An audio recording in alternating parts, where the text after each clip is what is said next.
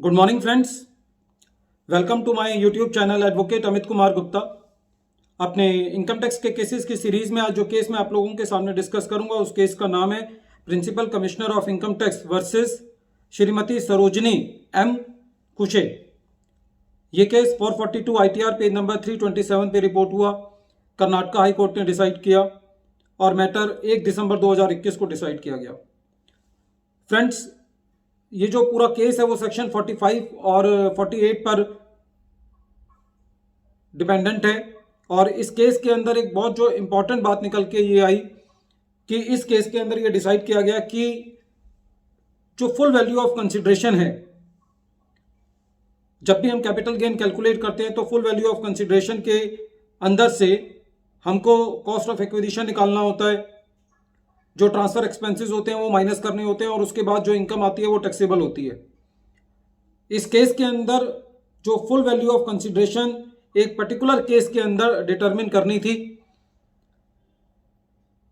SSC ने एक अपनी कोई प्रॉपर्टी जो है वो किसी कॉन्ट्रैक्टर के साथ जॉइंट डेवलपमेंट एग्रीमेंट में दी थी, जिसके बदले उसको कुछ सुपर एरिया जो है स्पेसिफाई हुआ कि उसको 30% सुपर एरिया मिलना है। तो जब असेसमेंट चल रही थी तो असेसिंग ऑफिसर साहब के हाथ में एक पेपर मिला डेवलपर का, जिसके अंदर ये लिखा हुआ था कि पर स्क्वायर कॉस्ट जो है वो करीबन 1600 रुपए आई है। तो असेसिंग ऑफिसर ने उस 1600 रुपए के हिसाब से फुल वैल्यू ऑफ कंसिडरेशन निकाल ली। Generally full value of consideration वो प्राइस होता है, हम इसको कॉमन सेंस में देखें कि जितना प्राइस असेसी को अपनी प्रॉपर्टी बेच करके मिला होता है। लेकिन कुछ केसेस ऐसे होते हैं जैसे ज्वाइंट डेवलपमेंट एग्रीमेंट है या किसी ने अपनी प्रॉपर्टी एक्सचेंज की है, तो उस केस के अंदर फुल वैल्यू ऑफ कंसिडरेशन कौन सी हो।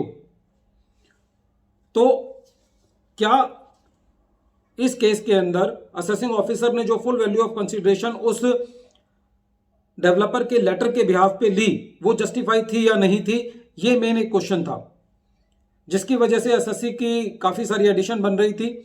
एसएससी ने इसके अंगेंस्ट जो है वो सीआईटी अपील में अपील करी और एसएससी का ये कहना था कि खाली उस लेटर के बेस पे आप मेरी फुल वैल्यू ऑफ कंसिडरेशन नहीं मान सकते, उसको सेल वैल्यू नहीं मान सकते।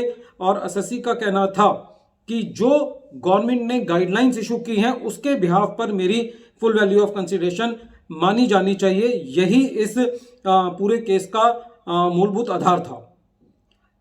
एसएससी ने एक बहुत इंपॉर्टेंट सुप्रीम कोर्ट के जजमेंट का हवाला दिया। केस का नाम है CIT versus George Henderson and company limited.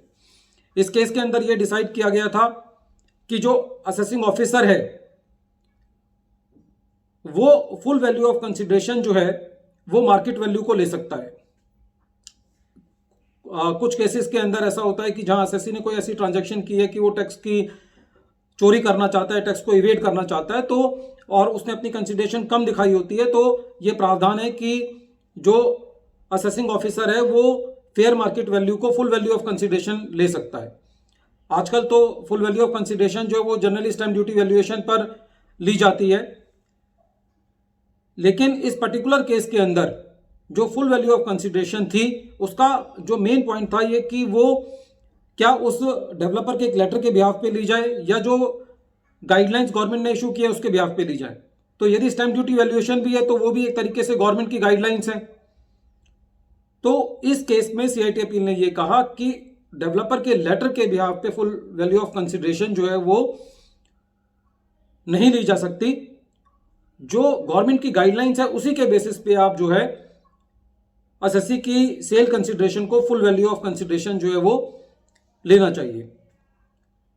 Friends, यदि हम प्रॉपर्टी ट्रांजैक्शंस को देखें तो ये बहुत कॉम्प्लिकेटेड होती हैं और इस केस के अंदर ये बहुत अच्छे से सुप्रीम कोर्ट के जजमेंट को ध्यान में रखते हुए डिसाइड किया गया कि आप एक डेवलपर के लेटर से जो बड़ी वेटेज है वो गवर्नमेंट की गाइडलाइंस की है।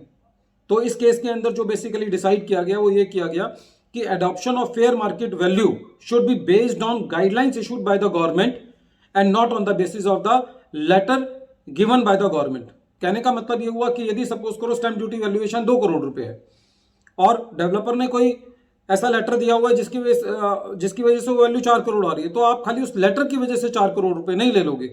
तो चाहे वो स्टैंप ड्यूटी वैल्यूएशन गवर्नमेंट की गाइडलाइन हो या कोई और गवर्नमेंट की गाइडलाइन हो, आप उन्हीं के बेसिस पर जो है वो फेयर मार्केट वैल्यू लोगे। आप एक किसी एक प्राइवेट बिल्डर के बिहाफ पे जो है वो उसकी फुल वैल्यू ऑफ कंसिडरेशन जो है वो नहीं ले सकते। Friends, this case is very important in dealing with all those cases in which the property is exchanged, or you can say when the property is exchanged in the joint development agreement. Once again, I am repeating the name of the case. The name of the case is Principal Commissioner of Income Tax versus Shrimati Sarojini M. Khushe, and this case has been decided in 442 ITR at page number 327, and this matter has been reported in decided on 1st December 2021. Friends, at the end of this video, I appeal to you that if you like my channel, if you wish to receive my videos on a regular basis, then please subscribe my channel. This will also motivate me in making good videos for my audience, and do not also forget to